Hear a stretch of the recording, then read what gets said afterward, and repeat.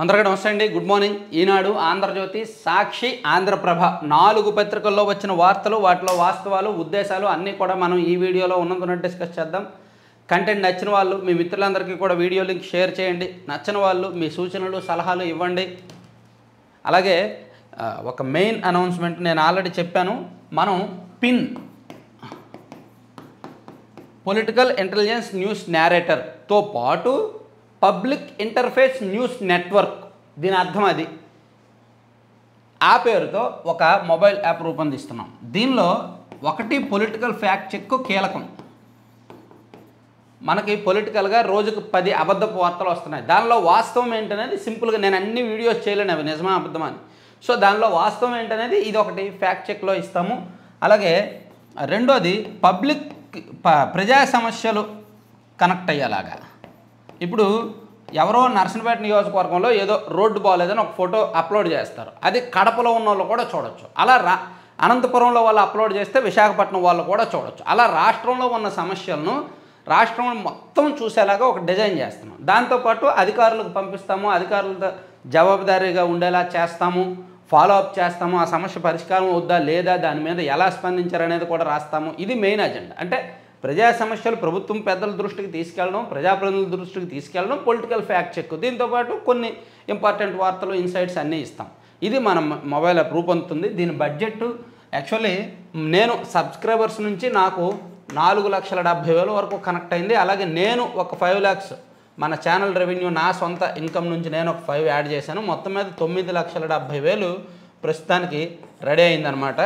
ఇంకా మనకి అవసరం ఉంది, ఎందుకంటే ఇది నాన్ రిటర్నబుల్ కాబట్టి దీనికి ఖర్చు పెడుతూనే ఉండాలి. కాబట్టి కనీసం నేను ఒక 3 years అయినా రన్ చేయడానికి నాకు భారీ బడ్జెట్ అవసరం అవుతుందన్నమాట. ఎందుకంటే దీనికి పబ్లిక్ ప్రజా సమస్యలు అనేసరికి ఫోటోలు, వీడియోలు అప్లోడ్ చేయాలి. దానికి బ్యాక్ ఎండ్ సెక్యూరిటీ సర్వర్ స్ట్రాంగ్గా ఉండాలి. సో అందుకే మీరు హెల్ప్ చేయాలనుకుంటున్న వాళ్ళు, ఈ ఐడియా నచ్చింది, కాన్సెప్ట్ బాగుంది, నేను కూడా తలా చేయి వేస్తాను అనుకున్న వాళ్ళు మాత్రం 7207071231 అనే నెంబర్కి వాట్సాప్ ద్వారా వచ్చి నాతో కాంటాక్ట్ అవ్వండి. నేనే వాడతా, నాతో మాట్లాడచ్చు. అలాగే ఫోన్పే కూడా ఉంది, దానికి ఫోన్పే కూడా చేయొచ్చు. ఏదైనా మీ ఇష్టం అన్నమాట. ఏదైనా పర్లేదు, ఎంతైనా పర్వాలేదు. సో అది. ఇక ఈనాడులో బ్యానర్ వార్త చూసుకుంటే పెట్రోలియం రిఫైనరీపై ముందడుగు. ఇదిగోండి, నేను అడిగాను కదా అని చెప్పి ఇచ్చే పరిస్థితుల్లో ఉన్న వాళ్ళు మాత్రమే ఇవ్వండి. లేని వాళ్ళు అన్న అడుగుతున్నాడు కదా ఏదో ఒకటి చేద్దామని వద్దు. ఎందుకంటే ఇవ్వదగిన వాళ్ళు ఇవ్వండి, పర్వాలా. ఇచ్చేవాళ్ళు ఉంటారు ఖచ్చితంగా. కొంతమంది ఇన్వెస్ట్ చేస్తామని వస్తున్నారు, రిటర్న్స్ ఉండవండి అని చెప్పిన తర్వాత వెనక్కి వెళ్ళిపోతున్నారు. అటువంటి వాళ్ళని వదిలేద్దాం. ఎందుకంటే రిటర్న్స్ ఉండవు దీనిలో. ఎప్పుడో అది అప్రూవ్ అయిన తర్వాత గూగుల్ యాడ్స్ వస్తాయి, ఎప్పుడు వస్తాయో తెలియదు. దాన్ని నమ్ముకొని మనం రిటర్న్స్ వస్తాయని ఇన్వెస్ట్మెంట్స్ తీసుకోలేము. సో అందుకే ఇంట్రెస్ట్ ఉన్న వాళ్ళు, కాన్సెప్ట్ నచ్చిన వాళ్ళు, ఎస్ ఇది బాగుంది, ఉపయోగపడుతుంది అనుకున్న వాళ్ళు మాత్రమే ఎంతో కొంత చేయండి అనమాట. అందులో ఇబ్బంది పడద్దు, ఎవరైనా పర్వాలేదు, ఎంతైనా పర్వాలేదు. సరే, పెట్రోలియం రిఫైనరీపై ముందడుగు కార్యరూపం దాల్చితే రాష్ట్రానికి 60,000 కోట్లకు పైగా పెట్టుబడులు. అమరావతికి బీపీసీఎల్ బృందం. సీఎం చంద్రబాబుతో చర్చించిన సంస్థ సీఎండీ కృష్ణకుమార్ అక్టోబర్ నాటికి సమగ్ర ప్రణాళికతో వస్తామని హామీ. ఆంధ్రప్రదేశ్లో భారత్ పెట్రోలియం రిఫైనరీ ఏర్పాటు దిశగా మరో అడుగు పడింది.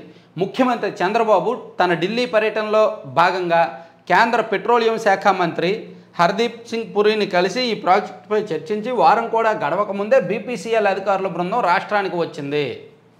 సో బీపీసీఎల్ అధికారుల బృందం రాష్ట్రానికి వచ్చి, మేము ఇదిగో మీ రాష్ట్రంలో పెడతాము, మాకు ఇంత ల్యాండ్ కావాలి, దీనికి సంబంధించి మేము మళ్ళీ ఒక 2-3 నెలల్లో అక్టోబర్ నాటికి పూర్తి స్థాయి డిపిఆర్తో వస్తాము అని చెప్పి వెళ్ళారంట. అంటే భారీ ప్రాజెక్టే. దాదాపుగా ఒక 10 నుంచి 15,000 మందికి ఉద్యోగాలు వస్తాయని ఆశించవచ్చు. అంటే ప్రత్యక్షంగా పరోక్షంగా 10,000 మంది దాని మీద బతుకుతారు అనేది మనం ఆశించవచ్చు. ఏదైనా మంచిదే. అలాగే పెట్టుబడులు వస్తాయి భారీగా, దానివల్ల కొన్ని ట్రాన్సాక్షన్స్ అవి పెరుగుతాయి అన్నమాట. సో అది పెట్రోలియం రిఫైనరీపై ముందడుగని దీనిలో బ్యానర్ వార్త వేశారు. ఆంధ్రజ్యోతిలో కూడా అదే వేశారు. రాష్ట్రంలో భారీ రిఫైనరీ 75,000 కోట్ల పెట్టుబడికి బీపీసీఎల్ రెడీ. సచివాలయంలో సీఎం చంద్రబాబుతో సంస్థ సీఎండీ ప్రతినిధులు భేటీ. చమురు శుద్ధి కర్మాగారం ఏర్పాటుకు 5,000 ఎకరాల అవసరమని వినతి. ఇచ్చేందుకు ముఖ్యమంత్రి సమ్మతి.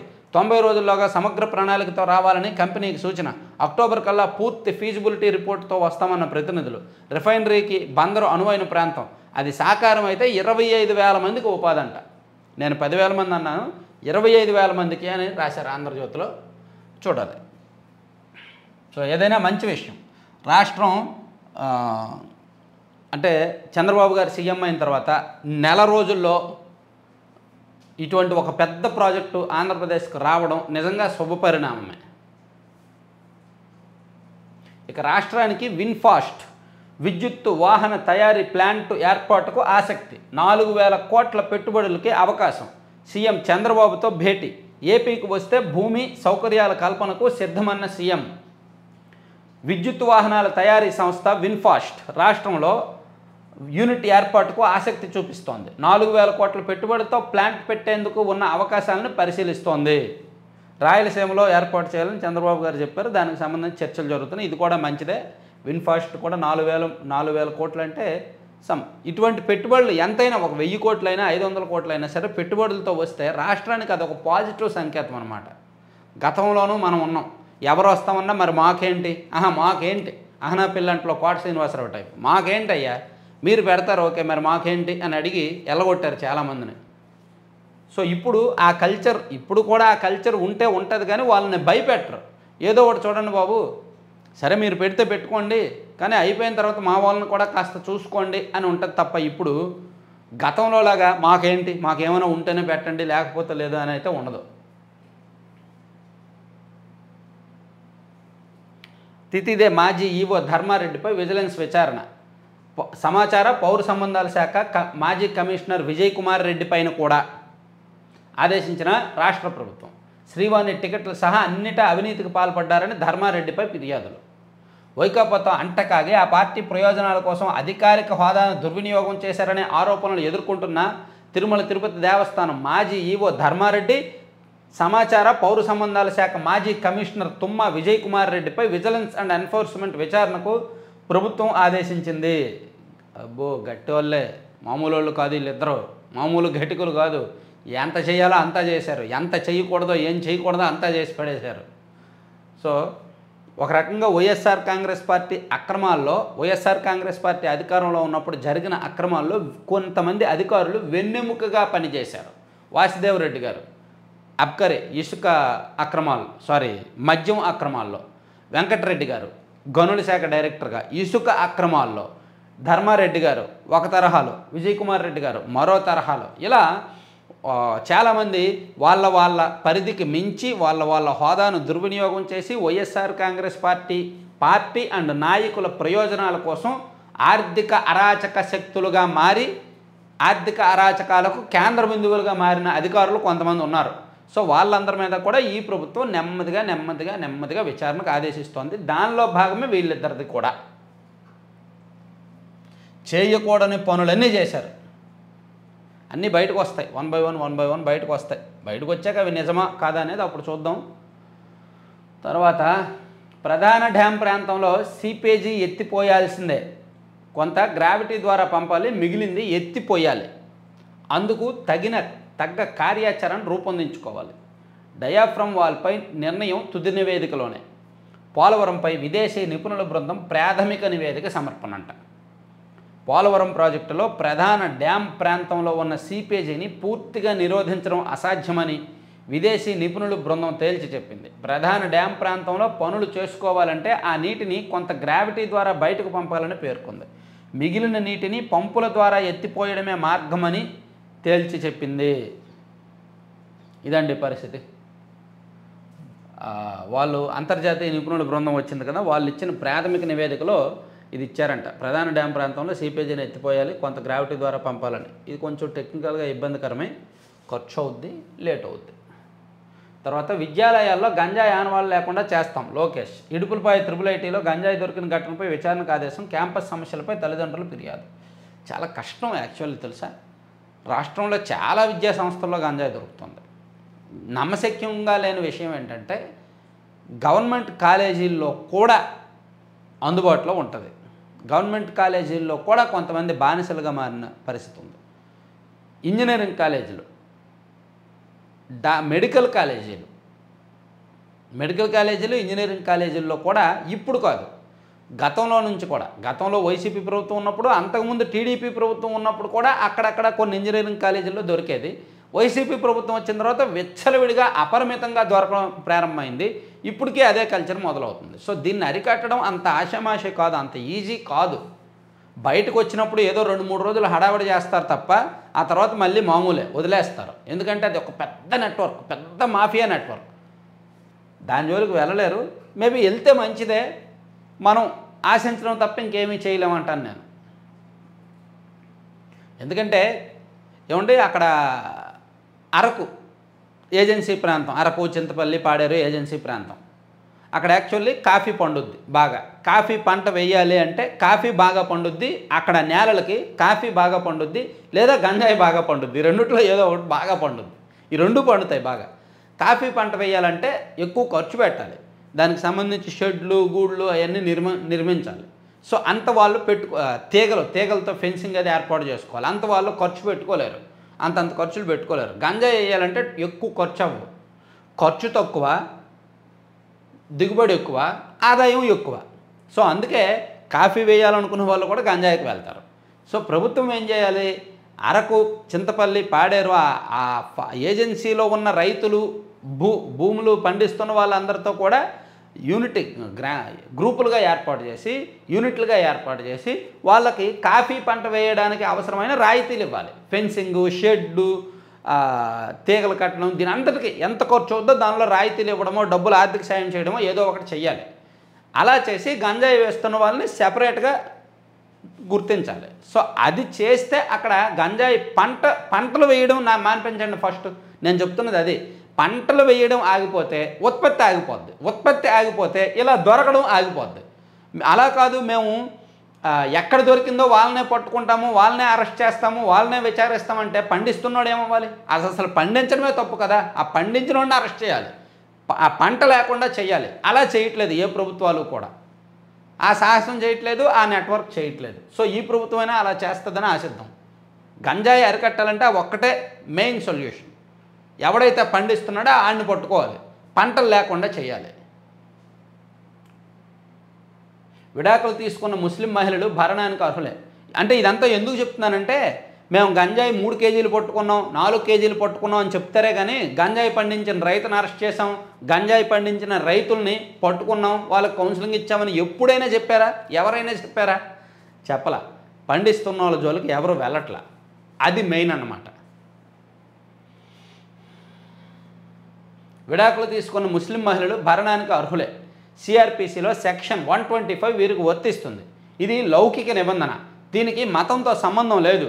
1986 నాటి ముస్లిం మహిళల చట్టం ఇందుకు అడ్డు రాదు. భరణాన్ని దానంగా చూడకూడదు, అది స్త్రీల హక్కు. సుప్రీంకోర్టు కీలక తీర్పు. విడాకులు తీసుకున్న ముస్లిం మహిళ నేర శిక్షా స్మృతి సిఆర్పిసిలోని సెక్షన్ 125 ప్రకారం భర్త నుంచి భరణం కోరొచ్చని సుప్రీంకోర్టు బుధవారం కీలక తీర్పు చెప్పింది. ముస్లిం మహిళలకు పండగ. ముస్లిం మహిళలకు ట్రిపుల్ తలాక్ ఒకటి, ఈ భరణం విషయంలో ఒకటి, వాళ్ళకి తరతరాలుగా దశాబ్దాల తరబడి అన్యాయం జరుగుతూనే ఉంది. ఏమనంటే ఆచారాలు, సాంప్రదాయాల పేరిట వాళ్ళకి అన్యాయం జరుగుతుంది. సో సుప్రీంకోర్టు ఈ తీర్పు ఇవ్వడం మాత్రం మంచిది. తర్వాత లాఠీలు అరువే. ఇదో సిగ్గుమాలిన వార్త అండి. నిజంగా ఈ వార్త చదవడానికే సిగ్గేసింది నాకు. లాఠీలు అరువేనంట. 5 ఏళ్లలో పోలీసులకు ₹1 విదల్చిన జగన్. బుల్లెట్లు, లాఠీలు కొనుగోలుకు గతిలేని పరిస్థితి.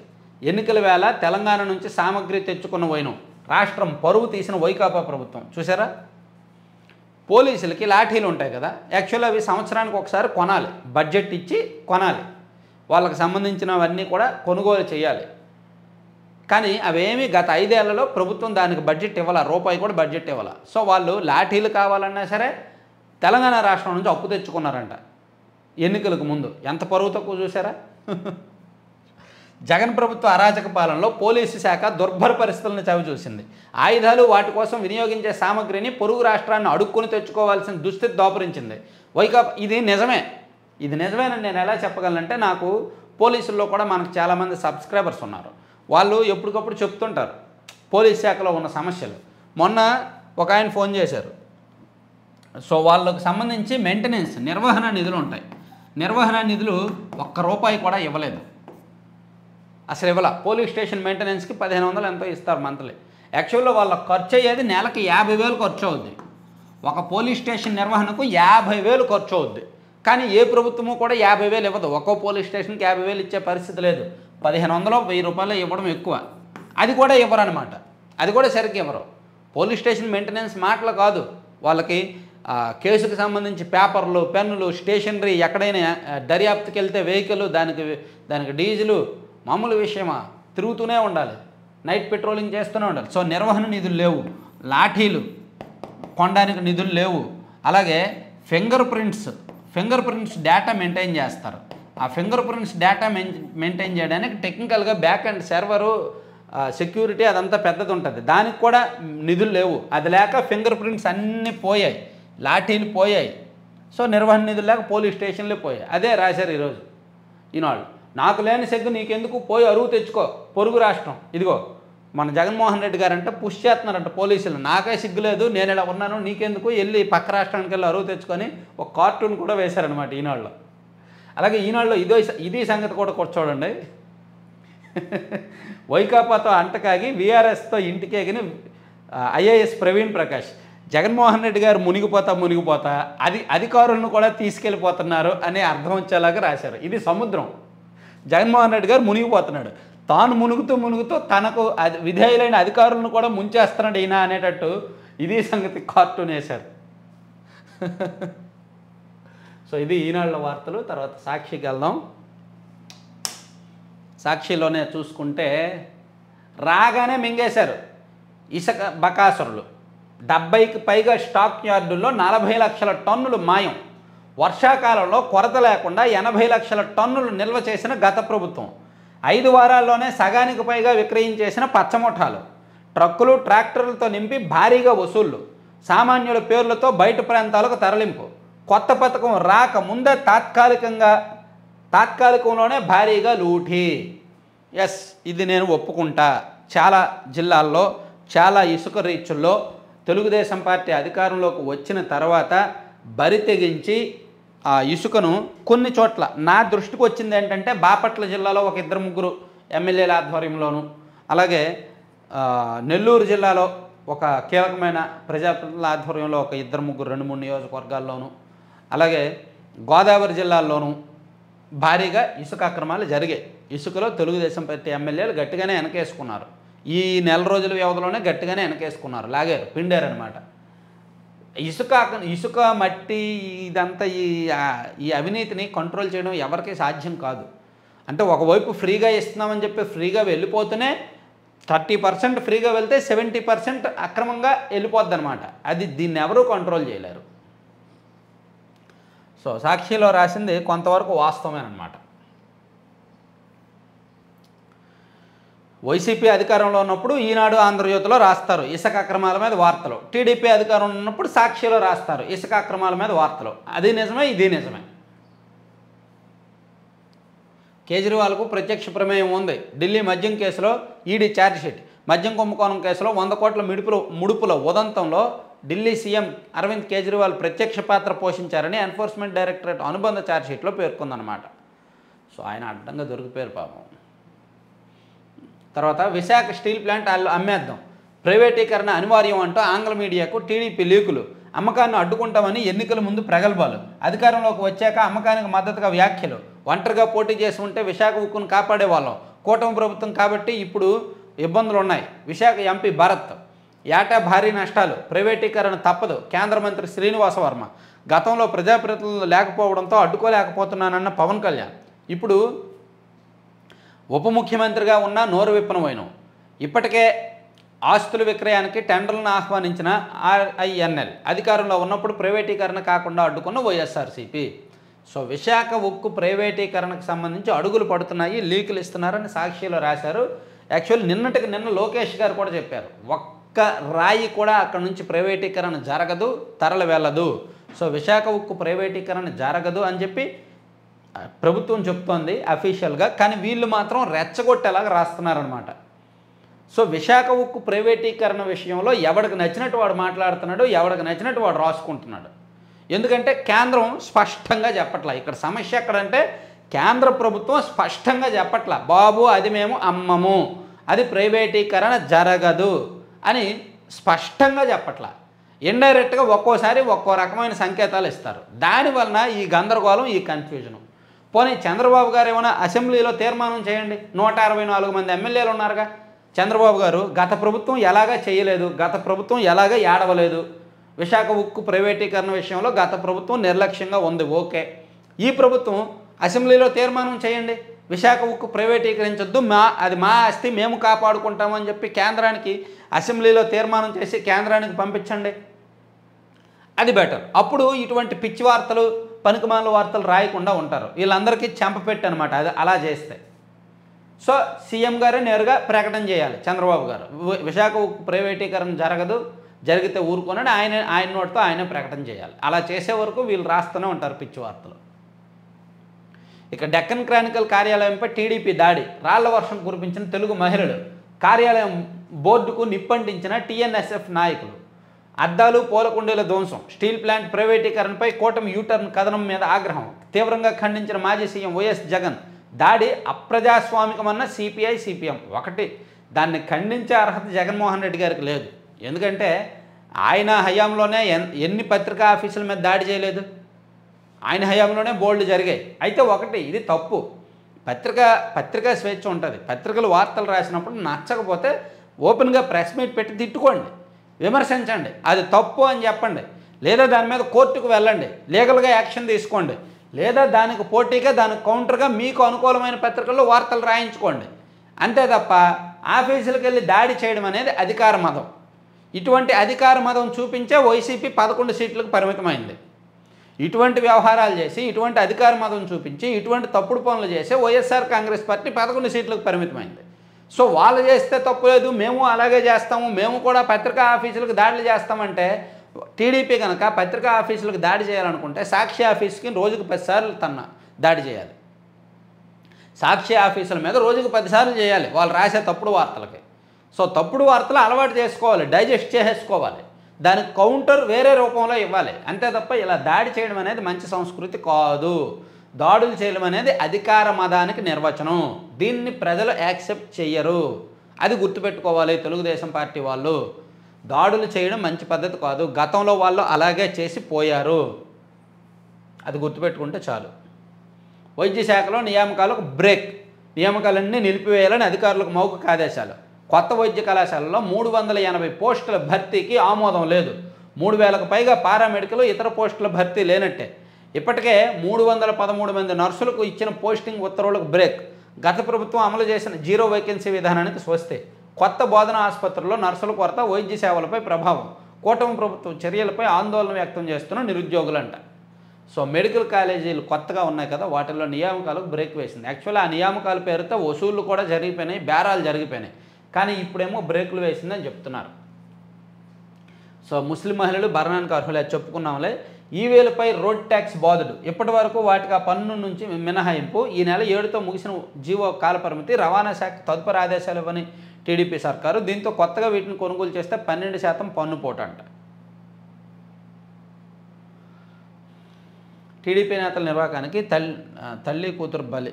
టీడీపీ నేతల కక్ష సాధింపులకు ఒక తల్లి కుమార్తె బలి అయ్యారు. తన భర్తపై అన్యాయంగా ఎస్సీ/ఎస్టీ అట్రాసిటీ కేసు బనాయించడంతో ఆందోళనకు గురైన గొల్ల మమత ఈ నెల 8న తన కుమార్తెను చంపి తాను ఆత్మహత్య చేసుకుంది. తీవ్రంగా జడ్జి ముందుకు గాయాలతో. తనపై 4 వ్యక్తులు దాడి చేశారని, పోలీసుల వద్ద న్యాయం జరగడం లేదంటూ కాకినాడలో రేచర్లపేటకు చెందిన ఓ వ్యక్తి తీవ్ర గాయాలతో కాకినాడ 2వ అదనపు జూనియర్ సివిల్ జడ్జి కోర్టుకు ఎదుటికి వచ్చారంట.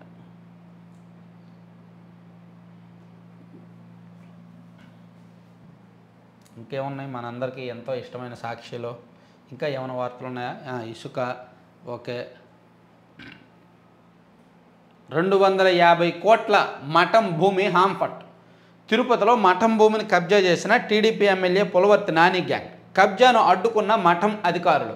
మఠం సిబ్బంది బట్టలిప్పి బంధించిన నాని గ్యాంగ్. బూతులు తిట్టి గోడ కుర్చీ వేయించిన వైనం. అమరావతి పెద్దలకు వాటా ఉందంటున్న ల్యాండ్ మాఫియా. తిరుపతిలో ప్రకంపనలు రేపిన సాక్షి కథనం.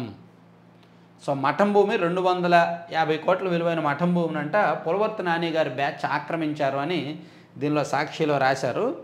మరి ఇది ఎంతవరకు వాస్తవము ఏమిటి అనేది మనం వెరిఫై చేసి మనం చూద్దాం. ఆధ్యాత్మిక నగర్ తిరుపతిలో Chandragiri TDP MLA Pulivarthi Nani gang అక్రమాలు, అరాచకాలకు పాల్పడుతోంది. అధికారమే అండగా 250 కోట్లు విలువ చేసే దేవుడి మాన్యాన్ని అమాంతం మింగేసింది. దాని అనుచరులు అభ్యంతరం చెప్పిన నాని అనుచరులు అభ్యంతరం చెప్పిన దేవాదాయ శాఖ సిబ్బంది బట్టలు విప్పి వారిని మోకాళ్ళపై కూర్చోబెట్టారంట. చాలా దారుణం అండి. వెరిఫై చేద్దాం ఇది అంతవరకు వాస్తవం అనేది చూసి మనం కూడా వీడియో చేస్తాను. మహిళల రక్షణ ఇలాగేనా? బాలిక హత్యోదంతంపై చలనం లేని హోంమంత్రి. వైఎస్ఆర్సీపీ మహిళా అధ్యక్షురాలు వరుదు కళ్యాణి ఫైర్. ఓకే, విద్యుత్ రంగాన్ని సర్వనాశనం చేసింది చంద్రబాబు. పూనూరు గౌతమ్ రెడ్డి. స్క్రిప్ట్ చదవడమే మీ పని. స్క్రిప్ట్లేవో అబద్ధపు స్క్రిప్ట్లు వస్తాయి, అవి చదివేసి వెళ్ళిపోతారు. సరే, ఆంధ్రజ్యోతికి వెళ్దాం. ఆంధ్రజ్యోతిలో చూసుకుంటే ఇది ఆల్రెడీ చెప్పుకున్నాము. రాష్ట్రంలో రిఫైనరీ, అలాగే ముస్లిం మహిళలకు భరణానికి అర్హులే అనేది చెప్పుకున్నాము. అలాగే అలా వచ్చి ఇలా వాలిపోతున్నారు. ఇది ఒకటి ఇంపార్టెంట్ వార్త అండి. ప్రభుత్వం మారింది, మంత్రులు కొత్తగా వచ్చారు. కానీ మంత్రుల దగ్గర పిఏలు, పిఆర్ఓలు, ఓఎస్డీలు ఉంటారు కదా, వాళ్ళు పాత వాళ్ళే వస్తున్నారు. గత వైఎస్ఆర్ కాంగ్రెస్ పార్టీ ప్రభుత్వం అధికారంలో ఉండగా కొంతమంది అరాచకాలు చేశారు, తప్పులు చేశారు. ఎవరైతే తప్పుడు పనులు చేశారో వాళ్ళే మళ్ళీ టీడీపీ అధికారం ఉన్నప్పుడు టీడీపీ మంత్రుల దగ్గర కూడా ఓఎస్డీలుగా వస్తున్నారంట. మంత్రుల పేషీల్లోకి వైసీపీ వీరభక్తులు, పిఎస్లు ఓఎస్డీలుగా కీలక శాఖల్లో పాగా. గనుల దొంగకు ఏకంగా పట్టాభిషేకం. మైనింగ్ మంత్రి ఓఎస్డీగా రాజాబాబు. నియామకానికి కదులుతున్న పావులు. గనుల శాఖలో పనులు చక్కబెట్టేందుకు తెర వెనుక కాకినాడకు చెందిన నేత చక్రం. విషయం తెలిసి అప్రమత్తమైన ప్రభుత్వం. ఆ నేత వ్యవహారంపై మొదలైన విచారణ. రామతీర్థం ఘటనలో బాబును అరెస్ట్ చేసిన అనిల్ హోంమంత్రి అనితా పేషీలో ఓఎస్డీగా చేరిన వైనం. జగన్ భక్తుడిగా ఉద్యోగ సంఘం నడిపిన వెంకట్రామిరెడ్డి. ఆయన అనుచరుల్లో కొందరికి ఛాన్స్ ఇచ్చిన మంత్రులు. అదే బాటలో గొట్టిబాటి రవి, నిమ్మల రామానాయుడు. ఉలిక్కిపడ్డ సర్కారు. వారందరిపైన ఇంటెలిజెన్స్ నివేదికకు ఆదేశం. అయితే ఆ నివేదికను ప్రభావితం చేస్తున్న కొందరు మనుషులు.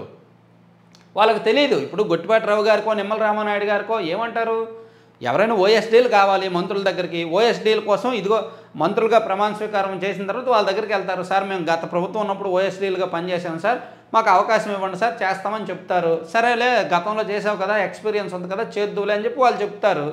ఈలోగా వాళ్ళని రికమెండ్ చేస్తూ ఎవరో ఒకరు, రవి గారు ఇదిగో పలానా వ్యక్తి ఉన్నారు, గతంలో ఓఎస్డీగా పనిచేశాడు, కొంచెం జాగ్రత్త చేసుకుంటే ఎవరో చెప్తారు, ఆయన ఒప్పుకుంటారు. సో ఆయన ఏం చేశాడు, ఎంత తిన్నాడు, ఎటువంటి అవినీతి ఆరోపణలు ఉన్నాయి, ఎంత అరాచకం చేశాడని వాళ్ళకి తెలియదు కదా, తెలిస్తే పెట్టుకోరు కదా. సో అదే ఇక్కడ జరుగుతున్న సమస్య. ఇప్పుడున్న మంత్రులకి చాలామందికి ఆ ఓఎస్డీ లెవెల్లో కూడా ఇప్పుడు గతంలో మంత్రులు ఎవరు అరాచకాలు చేశారంటే తెలుసు, గతంలో ఎమ్మెల్యేలు ఎవరు అవినీతి చేశారంటే తెలుసు, వాళ్ళ పిఏలు వాళ్ళ ఓఎస్డీలు ఎటువంటి వాళ్ళో ఇప్పుడు మంత్రులకు తెలియదు. అది సమస్య. అది తెలియక ఇలా తప్పుడు పనులు బుక్ అయిపోతున్నారనమాట. భూతానికి భయపడి ఎవరూ రావడం లేదని భయం వద్దు, దాన్ని భూస్థాపితం చేస్తానని తాను చెబుతున్నానని చంద్రబాబు పదే పదే పేర్కొంటున్నారు. కానీ ఆ భూతం ఏకంగా పేషీల్లో చొరబడి కీలక ఫైళ్లు తిరగేస్తే వస్తే పరిస్థితి ఏంటి? అదే జరుగుతోంది. మంత్రుల పేషీల్లో చేరుతున్న ఓఎస్డీలు అటువంటి వాళ్ళే.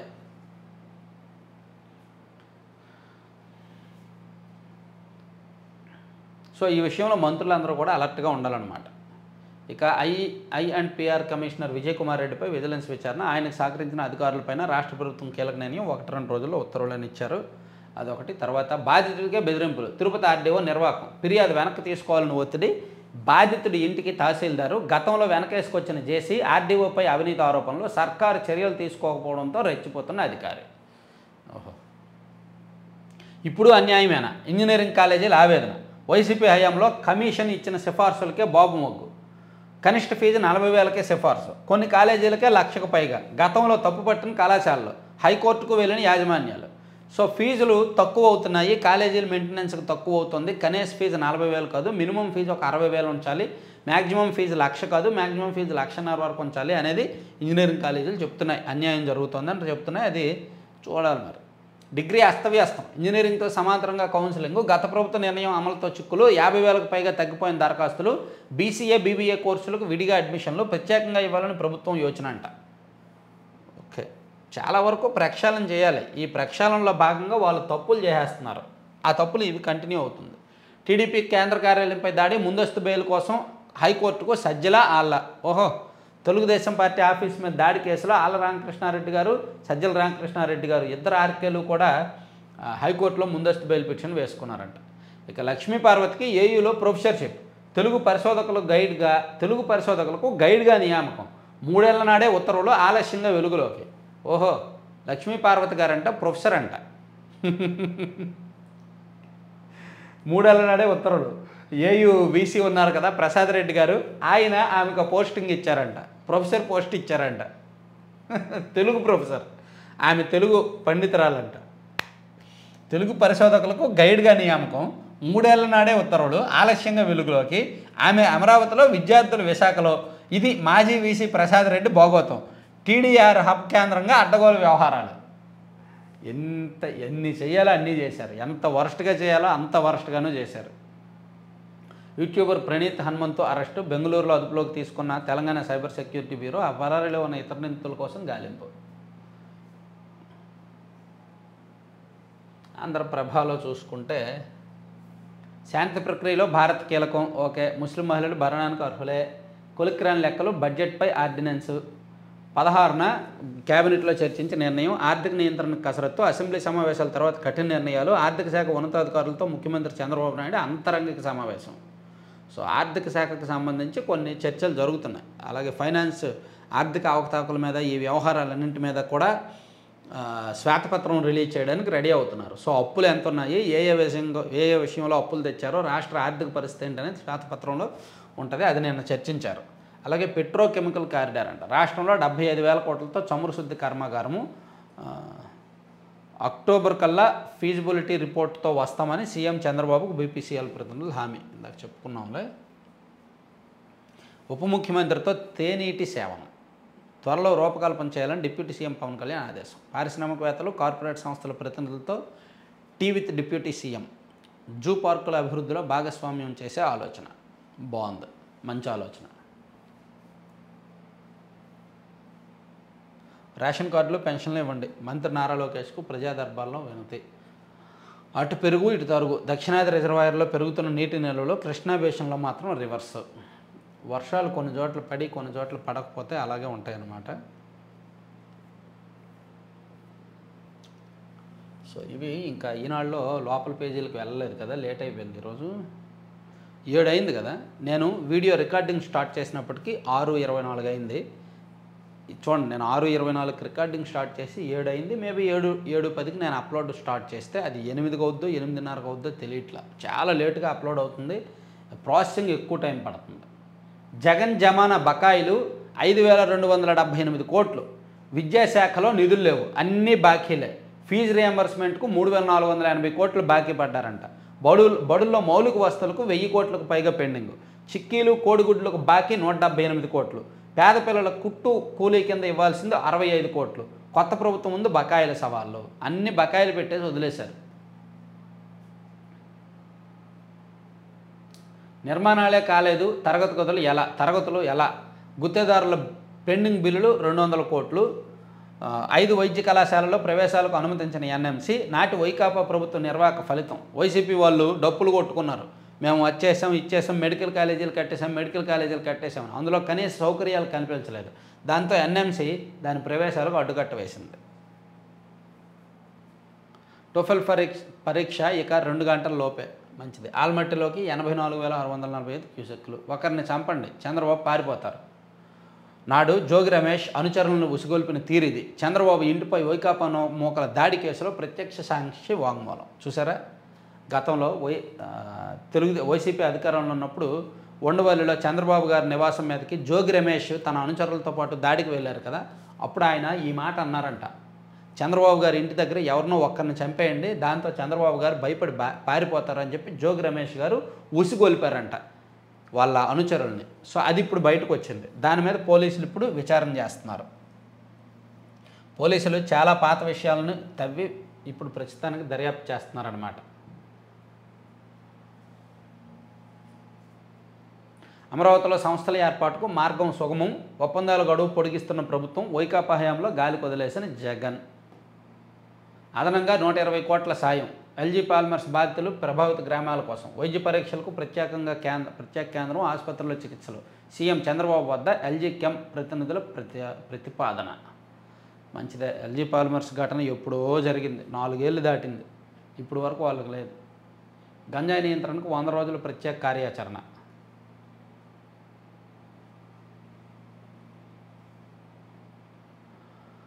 నేను ఇందాక చెప్పాను కదా, ఏజెన్సీలో పంట కంట్రోల్ చేయాలి. మరి ఇది ఈ ప్రభుత్వం చేస్తుందో లేదో చూద్దాం. సరే, ఇవి 4 పత్రికల్లో ఉన్న అంశాలు, వాటిలో ఉన్న వాస్తవాలు అన్నమాట. ఇంకా కీలకమైన అంశాలతో మళ్ళీ కలుద్దాం. Thank you very much.